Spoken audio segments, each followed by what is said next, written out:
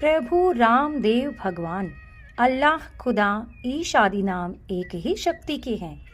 वह कौन है, कैसा है, कहाँ रहता है, किसने देखा है, यह प्रश्नवाचक चिन्ह पूर्ण रूप से हटाने के लिए अवश्य सुनिए जगत गुरु तत्वदर्शी संत रामपाल जी महाराज के अनमोल अमृत वचन, सभी पवित्र धर्मों के पवित्र शास्त्रों के आधार पर। सत साहिब बताए कि दुल्हा कैसे नीच व्यक्तियों को समझाने लगा, तंबूरे लेकर गाता था, भजन बनाता था, विशेष पंडित शास्त्र वेदों को की निंदा करता था, विशेषकर पंडितों की, शास्त्रों की, वेदों की निंदा करता था। कुछ मूर्ख लोग उसके जाल में फंस गए। ये स्वामी जी के व्यूज हैं अपने कबीर साहब के बारे में कि कुछ मूर्ख लोग उसके जाल में फंस गए। जब मर गया तो लोगों ने उसको शद कर दिया, बना लिया, और वो शद था। जो उसने जीते जी बनाया था, लिखी थी को रचनाएं, उसको उसके चेले पढ़ते रहे।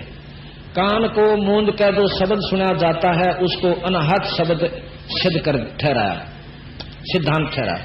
मन की वृत्ति को सुरती कहते हैं, उसको उस सुनने में लगाना, उसी को संत परमेश्वर का ध्यान बतलाते हैं। वहां काल नहीं पहुंचता। बर्छी के समान तिलक और चंदन आदि लकड़े की कंठी बांधते हैं। भला विचार के देखो कि इसमें आत्मा की उन्नति और ज्ञान क्या बढ़ सकता है। यह केवल लड़कों के खेल के समान लीला है। ये स्वामी जी की व्यूज कबीर साहब के बारे में। अब आप देखिएगा, मेरे विचारों में कबीर साहब के बारे में स्वामी दयानंद जी ने ABC का भी नहीं दे रहा था। और इतने महान सत्यार्थ ग्रंथ को जिसको हम सब समाज बहुत आदर से मानते हैं, उस समय ये लिखा है। जब एक कबीर साहब के बारे में ऐसा लिखा होगा तो बाकियों का हम नहीं कह सकते वो सच्चा था कि झूठा था। ये तो 600 साल पहले की बात है, कोई 1000 वर्ष पहले भी नहीं हो सकती ये बात कि भाई झूठ होंगी ये बातें। सिकंदर लोदी दिल्ली का बादशाह, उसके साथ जो उनकी वार्ता हुई आपको अभी बताएंगे। अच्छा, दूसरी तरफ यही कभी स्वामी जी कहते हैं कि वो परमात्मा निराकार है, आकार में नहीं आ सकता। अच्छा, अब यही वेद का जो आपने यजुर्वेद का पढ़ा 5वें अध्याय का 32वां श्लोक में कहते हैं कि वो भगवान, वो परमात्मा सतधाम युक्त है, सतलोक सहित है। अच्छा, इब हम आपको यजुर्वेद में फिर उनके द्वारा लिखा हुआ वो कहते हैं कि परमेश्वर शब्द प्रयोग किया उन्होंने, परमेश्वर। अब परमेश्वर की संधि छेद कर लियो आप पे, इतना था तकरीबन 5वीं 7वीं 8वीं 10वीं में सब ने सिखा में संधि छेद करना। परम माने श्रेष्ठ, ईश्वर यानी जगत ईश भगवान, ईश शब्द है भगवान और वर उसका भी मालिक। ईश परमात्मा, जगदीश यानी जगत का भगवान, फिर ईश्वर उस भगवान का भी भगवान। ईश्वर दो तो हुए, एक के शब्द में 3 शब्द हुए से, और फिर परमेश्वर, उन दोनों से भी ऊपर की शक्ति और को श्रेष्ठ परमात्मा, परम ईश्वर, उनसे भी ऊपर का परम यानी शक्तिशाली भगवान। और फिर कहें ब्रह्म एक और परमात्मा एक, तो परमेश्वर शब्द की आवश्यकता मेरे हिसाब में तो नहीं चाहिए थी। जो एक बात को जानने वाले हैं इसमें निंदा नहीं समझना, हो सकता हमारी बुद्धि ना काम करती हो, लेकिन ये परमेश्वर की संधि छेद यही होती है।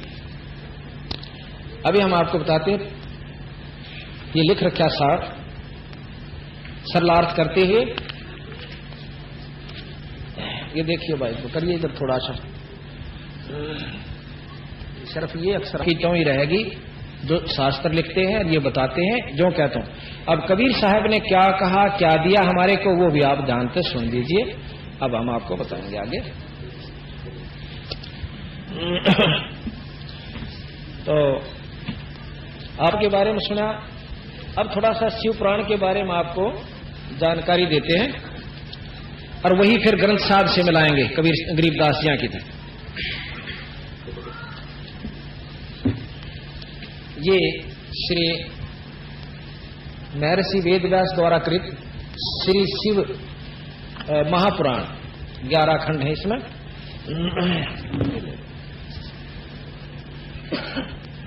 अब जब तक हमें शास्त्रों का विशेष ज्ञान नहीं होगा और फिर जब बंदी छोड़ की वाणी का आपको सही समझ में आओगी कि ये झूठ बोले से साची कैसे। अब तो कोई आपने नौका देखा कि इससे शिव प्राण इधर सारे सौदे आपके पास ले आए, आ गए। अच्छा ये दर्शक ले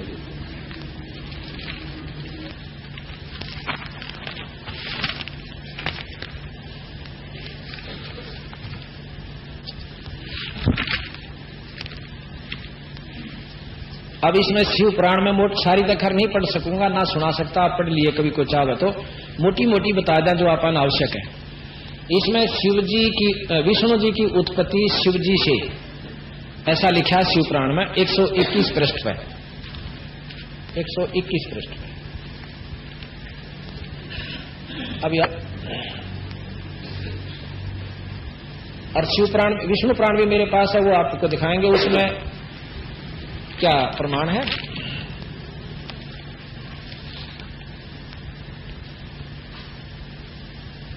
इसमें लगा कि ये ब्रह्मा जी बोले कि हे ब्राह्मण, तुमने लोक कल्याणकारी व बड़ा ही उत्तम प्रश्न किया है, क्योंकि महाप्रलय के समय सब सथावर जंगम नष्ट होने पर जब सूर्य ग्रह तारों के से रहित होकर अंधकार में हो गया था और चंद्र दिन रात अग्नि वायु पृथ्वी जल कुछ भी नहीं था, तो प्रधान आकाश और अन्य तेज भी शून्य हो गया था। जब सत असत स्वरूप कुछ भी नहीं था, रह गया था, और जिसको निरंतर हृदयाकांक्षाओं में देखते हैं, जो मन वाणी से परे इंद्रियों के विषयों से रहित, नाम रूप और वर्ण रहित, स्थूल तथा सूक्ष्म भी नहीं है, जिसमें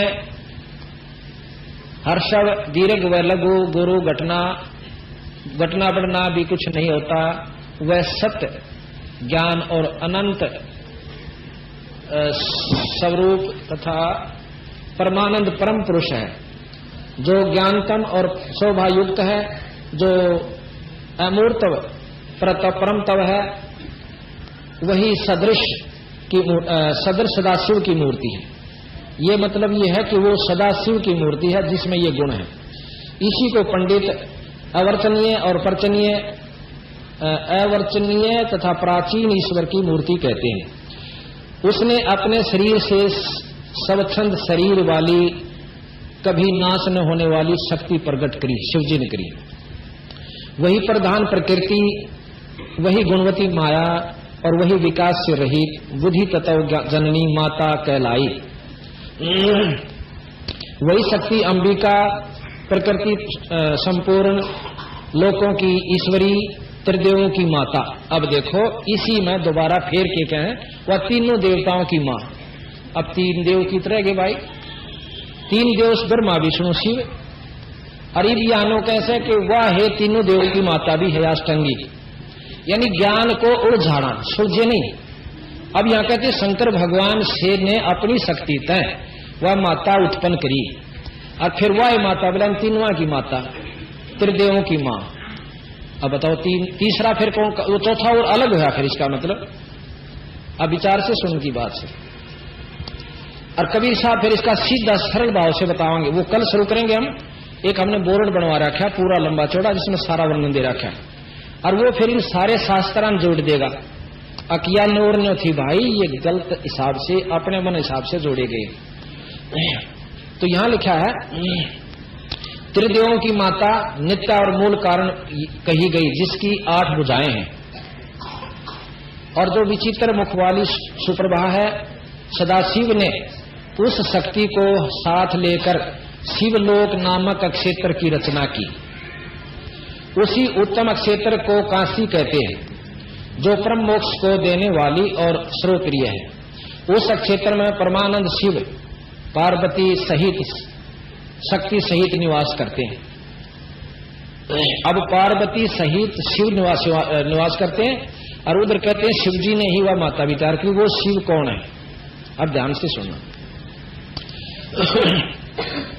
सदाशिव ने उस शक्ति को साथ लेकर, अच्छा निवास करती है। हे मुने, प्रलय काल में भी वह क्षेत्र शिव पार्वती से रहित नहीं होता और उसी से उसका अभिमुक्त कहते हैं। अच्छा, अब फिर कहते हैं धनुषधारी शिवजी ने पहले इसमें एक आनंद वन बनाया था। ये शिवलोक का जिक्र कर रहे हैं। उस आनंद वन में शिवा शिव के रमण करते करते करने पर हे नारद जी, उन्हें किसी दूसरे पुरुष से के निर्माण की इच्छा हुई और उन्होंने सोचा कि हम इसका भार किसी दूसरे पर देकर शांति से काशी में केवल शयन करें। इस प्रकार निश्चय करके उसके दक्षिण के 10वें अंश में सुधा रूप आसव का व्यापार किया, जिससे त्रिलोक में एक सुंदर पुरुष का आविर्भाव हुआ, जो शांत और सतोगुण से युक्त एवं गंभीरता में सागर के समान था। तब उस अजय पुरुष ने प्रकट होकर परमेश्वर शंभु को प्रणाम कहा कि हे स्वामिन, मेरा नाम कहकर मेरे कर्मों का भी तो कहो। यह सुनकर प्रभु शिव जी हंसकर बोले कि सर्वत्र व्यापक होने से जगत में तुम्हारा विष्णु नाम प्रसिद्ध होगा। अब शंकर जियों से शिव जी भगवान ने विष्णु की उत्पत्ति दिखा दी। अब इसको घना पढ़ लो चाहे थोड़ा, इतना बतेरा हमने जिसके लिए हम पढ़ना चाहते थे। भक्तों को सुख करने वाले तुम्हारे और भी बहुत से नाम होंगे। तुम परम कार्य साधन के लिए दृढ़ता से तप करो। अब कहें विष्णु जी तप करके और यह साधना पाई। चलो, इसके बाद ब्रह्मा की उत्पत्ति विष्णु से। अब कहते हैं कि फिर ब्रह्मा की उत्पत्ति विष्णु जी के नाभि कमल में हुई। ये भी प्रमाण, ये आपको फोटो भी दिखाया था। और शिव पुराण में क्या, विष्णु पुराण क्या कहता है वो कल भी दिखाया था, पर ईद जरूरी होगा दोबारा उसको दिखाना, क्योंकि प्रकरण वही चल रहा है। अब आप देखिएगा इस फोटो में विष्णु भगवान से उत्पत्ति दोनों देवता, विष्णु भगवान से उत्पत्ति है नाभि कमल से ब्रह्मा, और शंकर जी को खुद विष्णु भगवान अपनी शक्ति प्रदान कर रहे हैं जब छोटे से थे।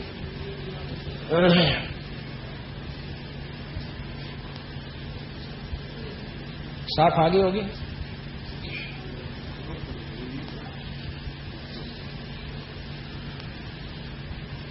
ये ब्रह्मा जी, ये शंकर जी और विष्णु जी यहाँ कमल के फूल पर बैठे हुए हैं।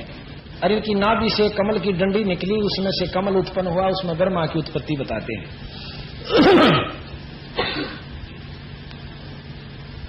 ठीक है, ये विष्णु पुराण अनुसार है। ये चित्र पढ़ लो चाहे ना पढ़ लो, चाहे सुना भी दूंगा।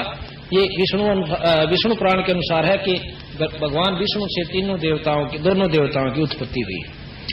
अब बताओ, विष्णु पुराण ने सच्चा माना कि शिव पुराण ने मानेंगे, या ब्रह्मा से? फिर आप देखियो, ब्रह्मा से सारी उत्पत्ति, ये ब्रह्म कुमारी आप जाकर देखिएगा, ये पर आश्रम अपने में वो कहते हैं कि श्री ब्रह्मा जी जो है एक जगत में पहले पुरुष आए, उसको भगवान की संज्ञा में लेते हैं और उनसे सारी उत्पत्ति हुई।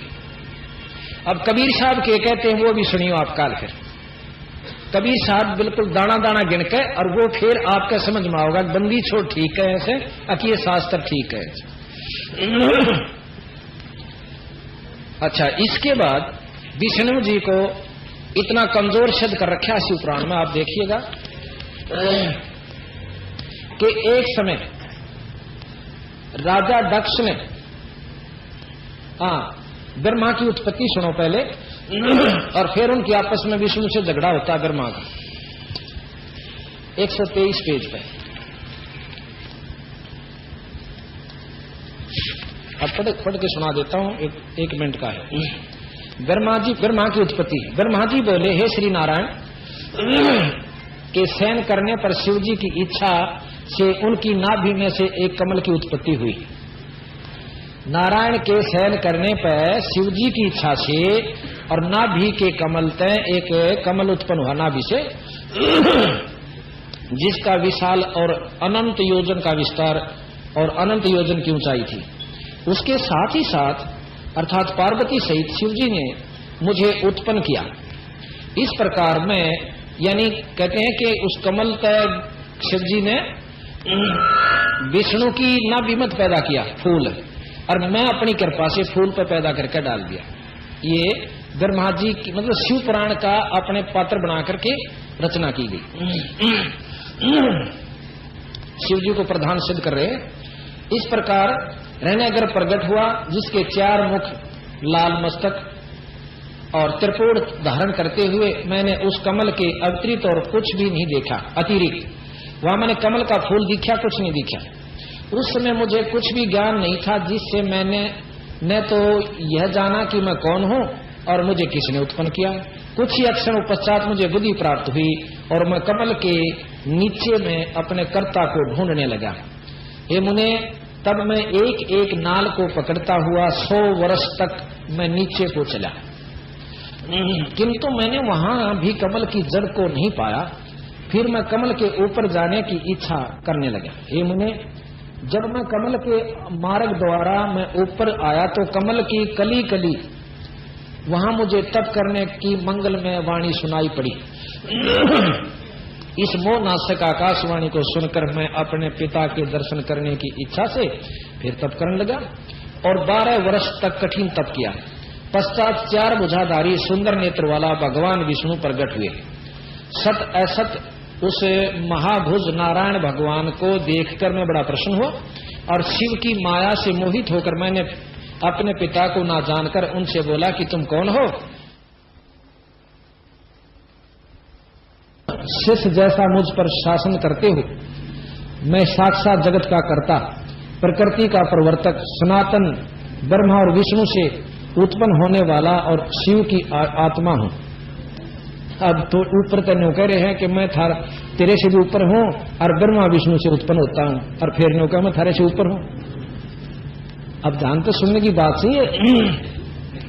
ब्रह्मा और विष्णु से उत्पन्न होने वाला और शिव की आत्मा हूं। वेद मुझे स्वयंभू, सम्राट, परम श्रेष्ठी और श्रेष्ठ कहते हैं। ये नारद, जब मैंने ऐसा कहा तो रामापति भगवान मुझ पर बहुत क्रुद्ध हुए और कहने लगे कि तुम तो मेरे ही अविनाशी अंग के से उत्पन्न हुए हो। क्या अब तुम निर्दोष नारायण जगन्नाथ को भूल गए? यहाँ विष्णु भगवान कहता है ब्रह्मा तुम मेरे से उत्पन्न हुआ, उधर से कहते हैं कि शिव जी की कृपा से मैं उत्पन्न हुआ। निसंदेह तुम मेरी ही नाभि से उत्पन्न हुए हो, परंतु इसमें तुम्हारा अपराध भी तो नहीं, क्योंकि तुमको मैंने अपनी माया से मोहित कर दिया। हे चतुर्मुख, यह मेरा वचन सत्य है कि सब देवों का ईश्वर मैं ही हूं और मैं ही सब का करता हूं, हरता हूं, भरता हूं और व्यापक हूं। विष्णु भगवान कहे मैं सब कुछ हूं और मैं ही अद्वितीय परब्रह्म, पितामह, परम तत्व, ये सब कुछ मुझ में चराचर जगत स्थित है। तो मेरी शरण में आओ, मैं तुम्हारी सब दुखों की से रक्षा करूंगा। ब्रह्मा जी कहते हैं कि जब भगवान विष्णु ने ऐसा कहा तो मैं क्रुद्ध होकर उनसे बोला कि तुम कौन हो? बहुत बकवास कर रहे हो, तुम परब्रह्म ईश्वर नहीं हो, तुम्हारा भी कोई करता होगा। शंकर जी की माया ने मुझे मोहित कर दिया था।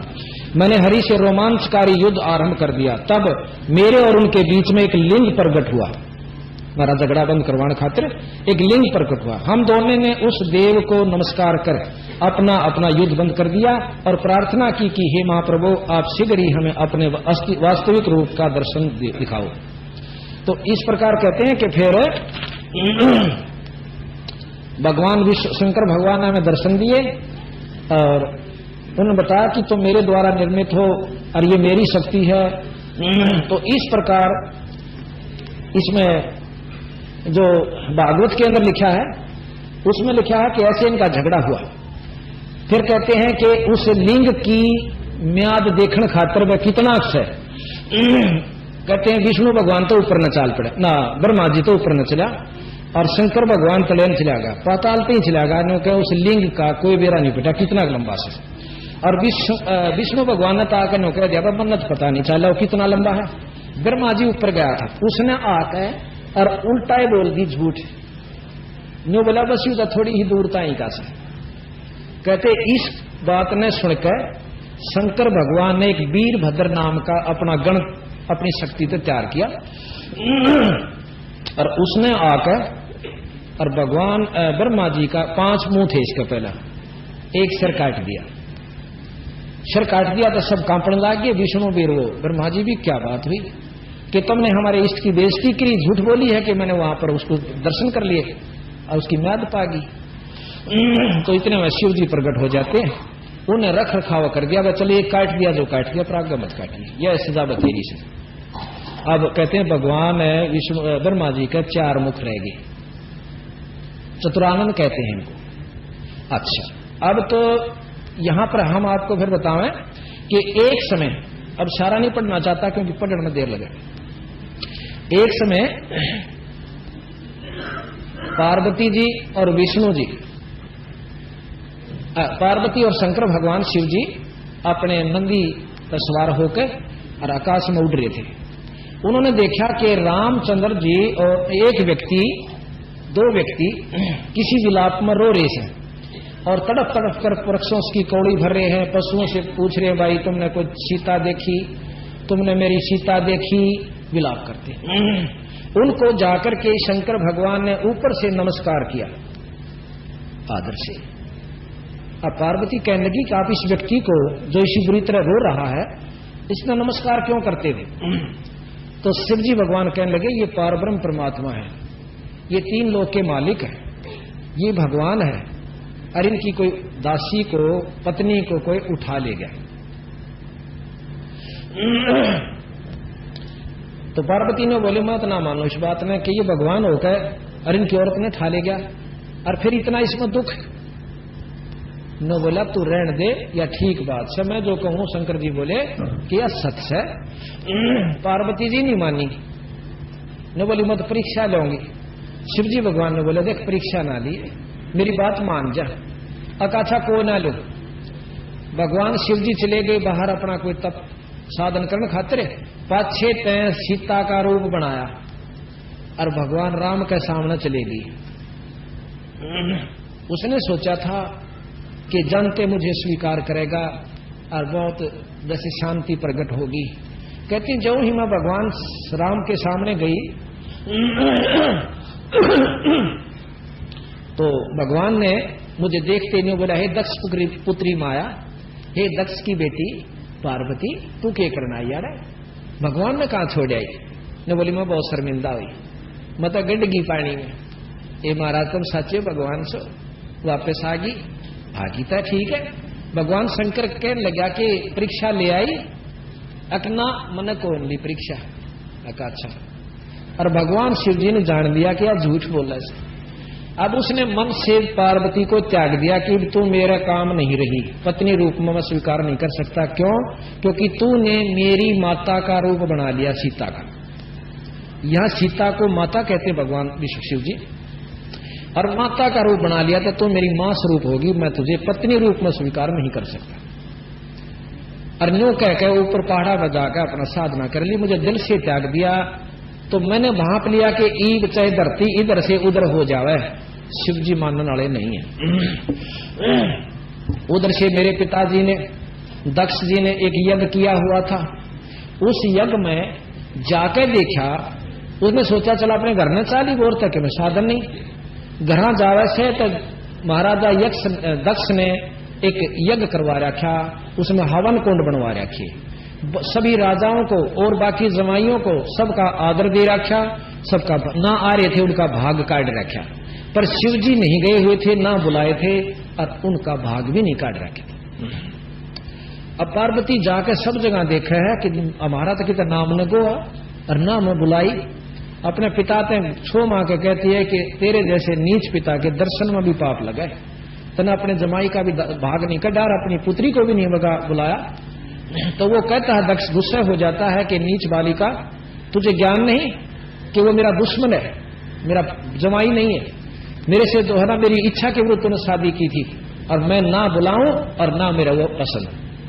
वो तो गल में सांप घालने रहे और गल के अंदर जो है ना रूंड माला सिर घाल रहा कपाल और पागला वाला हाल, मैं उसको यहां बुलाऊं?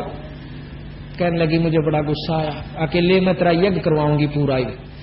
उसके हवन कुंड में जड़कर मर जाती है पार्वती जी।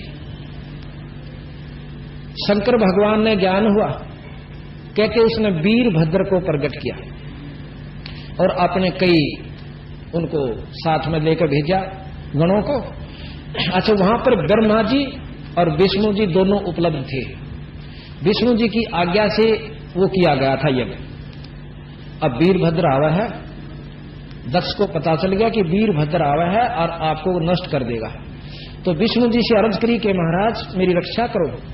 विष्णु जी कहने लगे कि वीरभद्र का आगे मेरी नहीं बसाओगे।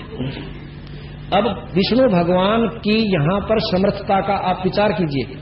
विष्णु भगवान एक शिव जी के गण के आगे न्यू कैसे कि मेरी नहीं बसावेगी, और दक्ष भाई तने गलती करी, बुला लेना चाहिए था। ने बोला जी होगी सो होगी, मेरी रक्षा करो। अब भाई मेरे बस की बात नहीं, चल कोशिश करूंगा। तो यहां लिखा है कि वीरभद्र आया।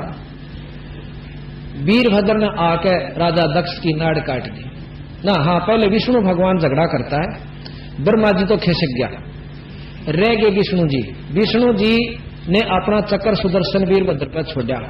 सुदर्शन चक्कर समेत वीरभद्र ने उसको जाम कर दिया, यानी खंबे की तरह खड़ा हो गया, और जाम हो गया। विष्णु भगवान ना आगे न चाले ना पाछे, और न्यू आंख ठहर गई। ऐसा लिख रखा है शिव पुराण में। तो कहते हैं वहां वेद पढ़ने वाले वेद मंत्रों वालों ने वेद मंत्र पढ़े, उससे उसका वो स्तंभन खत्म किया। विष्णु भगवान फिर हलचल में आता है। सुदर्शन चक्कर छोड़कर अपना सारंग बाण उठावे, सारंग बाण से तीर मारा से वीरभद्र की तरफ। वीरभद्र ने अपने तीर से उसके तीर को भी खत्म कर दिया, और विष्णु जी को भी यानी मूर्छित कर दिया, जख्म हो गया उसका। और फिर वो क्या नाम है, वहां पर वेद मंत्रों के उसे उसका तीर निकाला, और फिर विष्णु भगवान अपने लोक को चला गए। अर्थात शिव जी के सामने विष्णु भगवान बहुत छोटी इकाई होगी, जो उनके गणों से भी नीचे पहुंच गया। ये विष्णु, ये इसमें लिखा है कि विष्णु ने अपना सारंग धनुष उठाया और वीरभद्र ने 3 बाण मारे, 3 टुकड़े कर दिए। विष्णु भगवान भाग गए और ब्रह्मा जी तो पहले जा चुके थे। अब हम ये नहीं कहना चाहते कि ये गलत है या ठीक है, पर आप विचार कीजिए। अब फिर क्या हुआ, एक समय उस समय जो यज्ञ कर रहे थे और उन्होंने शिवजी का वो नहीं निकाला था, तो दधीची ऋषि जो है शिवजी उपासक थे, वो उस यज्ञ से उठकर चले गए। कहने लगे जब आपने हमारे इष्ट का नहीं स्थान रखा तो हम नहीं रहेंगे यहाँ पर, ऐसे यज्ञ में हमारा पाप है आना। चले गए। उससे दक्ष की उनकी दुश्मनी होगी। फिर राजा दक्षु को भेजा कि आप राजा दधीची को पराजित करके आओ, नहीं हुआ। फिर राजा दक्षु ने जो नाम अक्षु है, राजा अक्षु ने विष्णु की उपासना की। विष्णु जी प्रकट हुए, कहने लगे स्वामी जी राजा दधी जी को पराजित कर दो, मैं यही मांगता हूं, वरदान मांग लिया था। ने बोला देख दधी जी ने मैं पराजित नहीं कर सकता, विष्णु जी करे से, पर मैं कोशिश करूंगा, कोई और छल कपट का तरीका अपनाऊंगा। एक ब्राह्मण का रूप बनाकर दधी जी के पास चला गया कि क्या मांगो मित्र जी, कि आप मुझे लिख कर देना, वरदान दो। क्या लिख कर दूं? कि आप वरदान दे दो कि मैं अक्षु राजा से पराजित हो जाऊंगा। ने बोला तो विष्णु है और मुझे छलने आया है। राजा दधीची उसको श्राप दे दिया और विष्णु जी अपने लोक को चले गए। ये शिव पुराण आपको मैं सुना रहा हूं।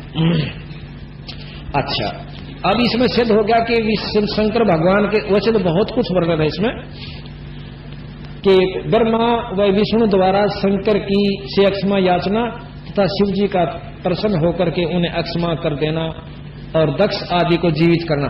राजा दक्ष को फिर शंकर भगवान ने बकरे का मुंह लाकर और जीवित कर दिया। सिर कटा हुआ बकरिया, वो तो फूक दिया था उसका सिर। इसमें चित्र भी दे रखा है राजा दक्ष को जीवित करने का। अब चला गया। चलो, अब हम आपने ये तो ज्ञान हो गया कि शंकर भगवान से विष्णु बहुत छोटी इकाई है, जैसे शास्त्र शिव महापुराण प्रश्न करता है, मतलब ज्ञान देता है। अब विचार सुनिए गरीबदास जी की। गरीबदास जी महाराज कहते हैं कि एक समय शंकर भगवान के सामने भस्मासुर जियों ने 12 वर्ष तप किया था। ये विचार सुन के कबीर साहब गरीबदास जी ने ये सारे शास्त्रों को जोड़ा है और बताया से कौन सा सच्चा कौन सा झूठा है और कहां तक ये ज्ञान देते। तो भस्मासुर जी ने 12 वर्ष शिव जी के बारने आगे कैलाश पर्वत पर, पहले तो कैलाश पर्वत पर किया, फिर उनके द्वार के सामने 12 वर्ष किया। तो पार्वती जी कहने लगी कि महाराज ये क्या मांगा इसने, दे दो। महाराज विष्णु भगवान प्रसन्न होते हैं कि मांग भाई, क्या मांगे भगत, हे भक्तवर मांग क्या मांगे, वचन भर लो जी। अब भर लिए वचन। क्या मांगता है कि मुझे भस्म कंडा दे दो, और भस्म कंडा मुझे दे दो और कुछ नहीं चाहिए। अब शिव जी ने काट कर भस्म कंडा दे दिया। भस्म कंडे को लेकर और वो शिव जी को मारने के लिए, शिव भगवान को खत्म करने के लिए दौड़ता है, और मन में केवल सेवता कि मैं पार्वती को अपनी पत्नी बनाऊं और शंकर जी ने खत्म कर दूं। बहुत सुंदर है पार्वती। अब गरीबदास जी महाराज कहते हैं कि वो भगवान शंकर इतने महान थे और वो ये नहीं जान सके कि इसको बद्दी के मन में केस है, ये भी नहीं जान सके। और फिर क्या वर्णन है कि शंकर भगवान बागा आ गए और कड़ा लेकर भस्म करूंगा, और भस्मासुर पाछे पाछे, सिद्धि भस्मासुर में भी थी और उड्डन की सिद्धि शंकर जिया में भी, दोनों उड़ के चाल पड़े। बहुत आगे शंकर भगवान भागे जहां से विष्णु जी आवे हैं, नो बोले भाई कहीं चाला, हे भगवान कहां चले, कि नो बोला आप भी भाग लो। अकी बात से कि एक राक्षस भस्मासुर नाम का ना हो, हाँ भस्मासुर नाम का राक्षस ने मेरे से वो भस्म कंडा ले लिया और खुद मुझे मारने की इरादा रखता है और पार्वती को पत्नी बनाओगा। भाई भाजली बोल कोई इलाज नहीं। विष्णु जी ने बोले कोई बात ना। महाराज वहां से प्रगट विष्णु जी अंतर ध्यान होते हैं और सुंदर पार्वती का रूप बनाकर भस्मासुर के आगे आ जाते। तो भस्मासुर पार्वती ने देख कर वहीं डट जैसे, तुम उसका तो इरादा पार्वती था और उसने नवी बेरा था शंकर भगवान तक खड़ा रहेगा, मेरे दौरे इतने नजदीक नहीं आंदा ने, से दूर खड़ा रहे 100 किलोमीटर। तो पार्वती से कहने लगा, पार्वती कहने लगी कि मैं तो आपके लिए आई हूं और छोड़ो उसके पाछे क्यों भाग रहे हो। अब ठीक से न बोले मैं जब खुश होंगी मैंने नाच के दिखा दे। नाचन लग गया भस्मासुर ने बोली नो नहीं मैं नाचू, नो नाच, तेने नाचना नहीं सीखा, मैं सिखाऊंगी ना, अब तो सिखा दे। तो नो बोला जो करूं मैं करूं, नहीं करिए। नो बोला जो कहेगी वो करूंगा। नो करता करता सिर पर हाथ कराया, उसने भी किया, वहां कह दिया भस्म। तो भस्मासुर भस्म हो जाता है। विष्णु भगवान कंडे ने लेकर और गाल का गोज में, और शंकर भगवान जो भागे जा रहे थे उनके आगे प्रकट हो जाते। कहने लगे भाई रुकना रुकना भगत जी, भगवान जी डट डट भाज ले, डटन का टाइम नहीं से, इतनी फुर्सत नहीं है, एक अक्षर में राक्षस पीछे आ लेगा। वो कहने लगे कि मैंने उसको खत्म कर दिया। खत्म कैसे कर दिया? खत्म कर दिया। मैं नहीं मान सकता, मैं नहीं मान सकता, मेरा दिल यूं कर रहा है, मुझे दिखाओ आपने कैसे भस्म। वो कड़ा भी दिखा दिया। मैं बोले आप लाए कैसे, आपने भस्म किया कैसे, मुझे जरा बताइए। तो कहने लगे कि उसी समय उन्होंने एक लड़की का रूप धारण किया, बहुत सुंदर। वहां से अंतर ध्यान हो गए, इतनी दूर दिखा एक बहुत सुंदर लड़की, बहुत सुंदर बाहर बना दिया, आधा शरीर नंगा आधा ढका हुआ और उड़ता जा रही है और नाच रही है। तो शिव जी भगवान उसी समय उस लड़की के पीछे भाग लेते हैं, ये प्रमाण मिलते हैं शास्त्रों में। उसके पीछे भाग लेते हैं और वो आगे आगे भगवान विष्णु शंकर पीछे पीछे। फिर उनका आगे वर्णन मैं नहीं करना चाहता क्योंकि इस सभा में नहीं कर सकते। उसका अच्छा तो को नग्न पिक्चर देख लेना, आगे जो शिव पुराण सुनावा तो वह चौखी, इतना ढंग का वर्णन इसमें है, यहां सभा में सुना भी नहीं सकते। अब यहां बात खत्म हुई। चलो अब उधर तो शिव जी से विष्णु उत्पन्न हुए और उधर वो शंकर भगवान एक भस्मासुर के सामने नहीं टिक पाया, वहां रक्षा विष्णु भगवान ने की। अब चलो आगे। अब वो पार्वती जी का जो शरीर जल गया था हवन कुंड में, और वो जल गया था पर कंकाल हाड़ न्यू के नो रह गए थे। शंकर भगवान जाते हैं सभा में और देखे हैं कि पार्वती का शव पड़ा, उस कांधे का धड़का उस शव ने, और कई हजार वर्ष तक पर्वता का घूमते रहे पागल होकर के उसके ब्रह में, ऐसा भी प्रमाण मिलता है। फिर विष्णु जी ने देखा कि ये तो बावड़ा हो गया और इस मरे हुए डाने ठाए फिर इसका मोह भंग करना चाहिए। जब इतना मोह इन भगवान के अंदर था कि वो एक मरे हुए उसके भी इतना आसक्त हुआ, तो परमात्मा की पूर्ण परमात्मा की संज्ञा नहीं दी जा सकती। फिर क्या हुआ कि उन्होंने अपने त्रिशूल से उसको मार दिया। कहीं पर हाथ पड़ा, कहीं पर कान पड़े, कहीं पर आंख पड़ी, कहीं पर सिर पड़ा। तो जहां पर उनका जो जो स्थान पड़ा, कहीं पर नैना देवी, कहीं पर फलानी देवी, वो सब मंदिर बाद में बना दिए गए। ये गरीब मतलब हमारे शास्त्रों ने प्रमाण दिया। अब ब्रह्मा जी रह गए भगवान तीसरे, ये कबीर साहब बतावे हैं, मैं अपनी तरफ से नहीं कहूंगा, और गरीबदास जी की वाणी इसका प्रमाण देते, और शास्त्र भी वही बतावे हैं, ये झूठ नहीं है। एक बार कहते हैं जब पार्वती की शादी हुई थी, ब्याह हुआ, इनका इतना सुंदर रूप था कि ब्रह्मा जी वहां बैठा हुआ था, और अब मैं वर्णन नहीं करना चाहता कि उसके साथ क्या बीती। ऐसे ऐसे सैकड़ों प्रमाण। फिर ब्रह्मा जी को भगवान कहते हैं कि एक समय उनकी पुत्री खुद सरस्वती जी जब जवान हुई, उसने पति की तलाश करने की कोशिश की, तो ब्रह्मा जी उससे कुछ क्षण पहले देवताओं को अपनी सभा में प्रवचन कर रहा है कि भी देखो, बुरे कर्म का बुरा फल होता है, परतरियागमन का महापाप होता है। जैसे गरीबदास जी भी कहते हैं कि पर द्वारा स्त्री का खोला 70 जन्म अंधा हो डोला। सुरापान मद मांसाहारी गमन करे वो गए पर नारी 70 जन्म कटत ऐसी साक्षी साहिब है जगदीश। ये बहुत लंबे लंबे प्रवचन कह रखे। और भाई देव वही है जो अपनी इंद्रियों को वश में कर लेता है, अपने मन को काबू में कर लेता है, और बाकी तो सब कदे और कुत्ते की संज्ञा में होते हैं जो इनको काबू नहीं कर सकते। ऐसे ऐसे प्रवचन ब्रह्मा जी खुद कर रहे हैं। इतनी देर में सरस्वती जी बहुत हार श्रृंगार करके उनकी पुत्री और ब्रह्मा की सभा में आए हुए देवों में से अपने पति चुनने की इच्छा से जाती है।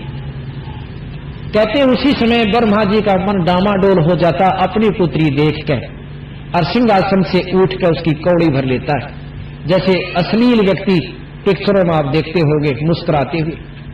कहते हैं शिवजी वहां पर प्रकट हुए, शिवजी ने उनके सिर पर थाप मारी, ब्रह्मा इस शरीर न छोड़ दे, और तुम तो नष्ट कर दिया, भ्रष्ट हो गया तुम तो।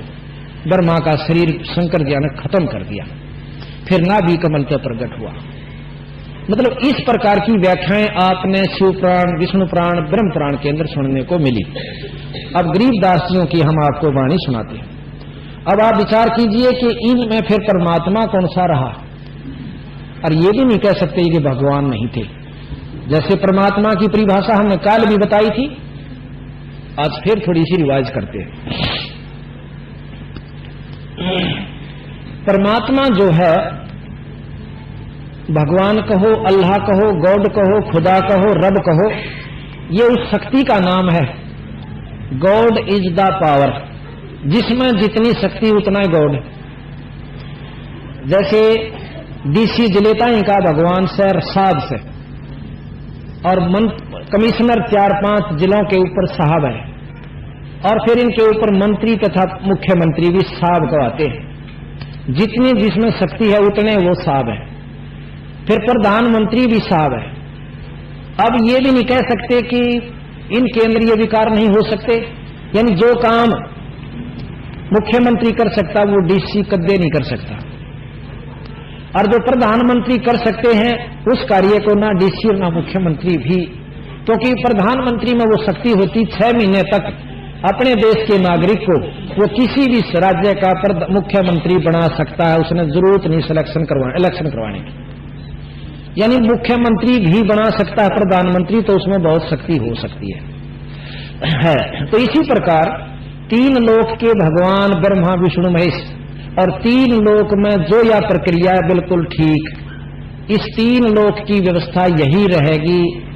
ना तो स्वर्ग में सुख, वहां भी देवताओं का जूत बाजे, क्योंकि ये स्वर्ग की प्रक्रिया आप सुन रहे हो।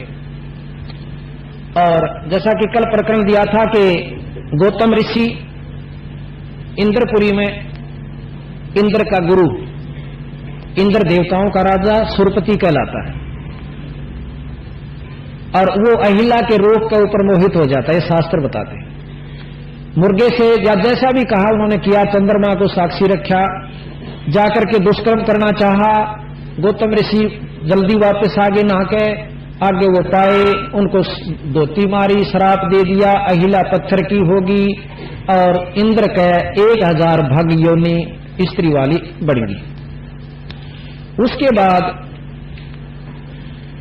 अब आप देखिए, जब वहां भी ऐसे दुख हैं कि कोई भी सुखी नहीं, तो उसी लिए गरीबदास जी महाराज कहते हैं कि स्वर्ग हमने भी देखा पर हमारा मन नहीं लग गया, सुन मंडल यानी और ऊपर को चले भाई, काल कर्म सब भाग्या।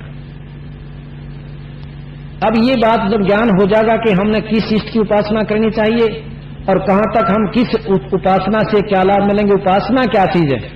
जैसे हमने डिप्टी कमिश्नर से मेल करना है तो उसके लिए कोई उसका खास आदमी पकड़ना पड़ेगा अपने सही काम को भी करवाने के लिए, ताकि उसको ये विश्वास हो जाए कि ये आदमी आया है तो ये बिल्कुल सही आदमी को लेकर आया होगा। तो वो बिचौलिया जो सब वो गुरु कहलाता है। अब थोड़ी सी गुरु की परिभाषा हम बताते हैं। अब परमात्मा तो आप जान गए कि जैसे 3 लोग के तो ये हो गए ब्रह्मा विष्णु महेश, और 21 ब्रह्मांड का परमात्मा ब्रह्म है जिसका वेद वर्णन करते हैं, और 21 एक ब्रह्मांड की ज्ञान भी वे ब्रह्मा विष्णु महेश को नहीं है। 21 ब्रह्मांड के से 21वें ब्रह्मांड पर वो परमात्मा यानी निरंजन ज्योत निरंजन जिसको कहते हैं, वो आकार रूप में अपने लोक में है। तो ब्रह्म को जो है ब्रह्म हुआ 21 ब्रह्मांड तक का भगवान, इससे ऊपर पार ब्रह्म। ब्रह्म और पार ब्रह्म आप 2 शब्द हर समय सुनते हो, ब्रह्म तथा पार ब्रह्म। कबीर साहब कहते हैं कि जब 2 नाम हैं तो शक्ति भी 2 होंगी। अब परमेश्वर शब्द आपने सुना था जो कि वेदों में भी प्रमाणित है, और जो कि एक ईश्वर को मानने वाले महर्षि दयानंद जी भी परमेश्वर शब्द का प्रयोग करते हैं। तो आप विचार कीजिए कि परमात्मा एक कहां रहा। ईश अभी पहले भी बताया था, ईश जगदीश जगत का यानी सारी सृष्टि का परमात्मा भगवान, ईश्वर उसका भी भगवान, और परमेश्वर, इन दोनों से भी ऊपर की शक्ति को परमेश्वर कहा जाएगा। तो इसी प्रकार ब्रह्म और परब्रह्म, दादा परदादा यानी परब्रह्म उससे श्रेष्ठ शक्ति। ब्रह्म क्या चीज है? वो गुण, वो शक्ति जिसमें ये गुण है जो हम देते हैं, निराकार है और सब वस्तुओं का पालन करने वाला है, पालन पोषण करने वाला है, 5 तत्वों का प्रधान है। ये गुण ब्रह्म है। इससे ऊपर परब्रह्म है जिससे इससे सुपीरियर गुण होते हैं। उसके ऊपर पूर्ण ब्रह्म, और कबीर साहब बताते हैं कि पार ब्रह्म से ऊपर एक पूर्ण ब्रह्म शक्ति है जिसको सतलोक के मालिक सतपुरुष कहा। तो ज्योत निरंजन जो है ये ब्रह्म है, अक्षर पुरुष अवगत पुरुष ये परब्रह्म है। और जब महाप्रलय होती है तो गरीबदास जी महाराज कहते हैं कि महाप्रलय में 21 ब्रह्मांड तक खत्म हो जाते हैं, ब्रह्म की स्थिति समाप्त हो जाती है, वो परब्रह्म में समा जाते हैं। वहां पर इन जीवों का अलग अलग ढंग से रख दिया जाता है। कामी उसमें रहेंगे, क्रोधी उसमें रहेंगे। गरीबदास से विलास बोध में पढ़ लीजिए, सारा वर्णन दिया हुआ है। तो इससे आगे पूर्ण ब्रह्म है। पूर्ण ब्रह्म के नुमाइंदे बंदी छोड़ कबीर साहब और गरीबदास जी अपने इस मर्तब मंडल में आए अपना ज्ञान देने के लिए। विष्णु भगवान के अवतार राम और कृष्ण आए अपना ज्ञान देने के लिए। उन्होंने अपने ब्रह्म तक का ज्ञान दिया, इन्होंने पर ब्रह्म तथा पूर्ण ब्रह्म तक का ज्ञान दिया। ये प्रमाणित सतगुरु महाराज करते हैं। फिर महाराज ने उन्होंने कहा कि देखो जितनी भी शक्ति विष्णु भगवान में है वो 3 लोक के अंदर सबसे अच्छी बताई, क्योंकि सात्विक मतलब सतोगुणी है और सबके पालन करता है। इनको बिसराया ना, पर ये जरूर बता दिया कि ये 3 लोक तक के परमात्मा, इनसे ऊपर एक और शक्ति है जिसको ब्रह्म कहते हैं। ब्रह्म से ऊपर परब्रह्म और पूर्ण ब्रह्म। अब हम गुरु की, अब कहते हैं ना संत सब बराबर होते हैं, गुरु सब बराबर होते हैं। नहीं, गुरु नाम बराबर हो सके पर गुण में अंतर होता है। अब गुरु थोड़ा सा बताएं गुरु क्या होता है। गुरु एक बिचौला होता है जो कि जिस व्यक्ति से हमने काम लेना हो उसका खास आदमी से हम मिलेंगे तो वो काम हो पाएगा। आम व्यक्ति से नहीं होगा जो कि वहां तक पहुंचता नहीं और उड़े नो कहे मैं तो खूब जानू सूसने और मेरा खास आदमी से और उन बंडाएं जाग तड़के मिलेगा आज नहीं मिलता। तो इस प्रकार जो नकली गुरु हैं जो जिस इष्ट की उपासना करते हैं उनका भी पूरा लाभ नकली गुरुओं से नहीं मिल सकता, ऐसा कबीर साहब बताते। प्रथमतः जिस भी इष्ट की हम उपासना करना चाहें वो पहले इष्ट सेलेक्ट करना। अब आपको ज्ञान होता चला जाएगा अपने आप कबीर साहब के अनुसार कि ईब हमने भक्ति किसकी करनी चाहिए। 3 लोक की व्यवस्था बताएंगे उसमें क्या होता है। सतलोक में जाएं पाछे जीव की किस स्थिति होती है और वहां किस आकार में ये जीव होता है, वहां पीव रूप में होता है। इस प्रकार अब हमने पहले सिलेक्ट किया, मान लो विष्णु भगवान की उपासना। विष्णु भगवान का उपासक प्रथम तो वो संत चाहिए जो विष्णु जी का उपासक है। और फिर उसके बाद हमने खास आदमी चाहिए विष्णु जी से मिलाने वाला। फिर विष्णु जी के लोक में हमें क्या लाभ होगा ये ज्ञान होना चाहिए। विष्णु लोक में जाकर के हम अपनी कमाई को खाकर वापस आ जाएंगे। जितनी भी हमने भक्ति यहां करी, अपने किए हुए कर्म को उस विष्णु लोक में भोग के फिर वापस, और ढूंढे कर्म नरक में, अच्छे स्वर्ग में, और फिर लक 84। ये प्रमाण दिया संतों ने कि ये स्वर्ग की व्यवस्था है। क्योंकि गीता जी का ज्ञान सबसे श्रेष्ठ है।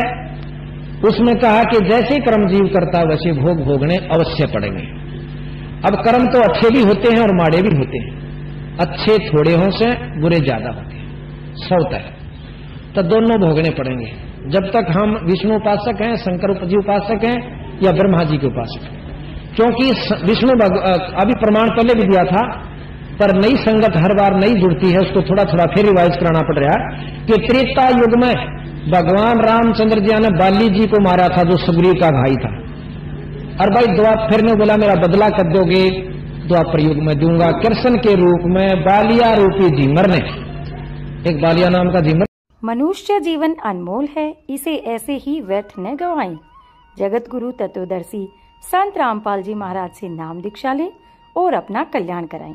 ऐसे ही आध्यात्मिक वीडियो देखने के लिए हमारे चैनल गुरु गोविंद चैनल को सब्सक्राइब करें। बोलो सतगुरुदेव की जय।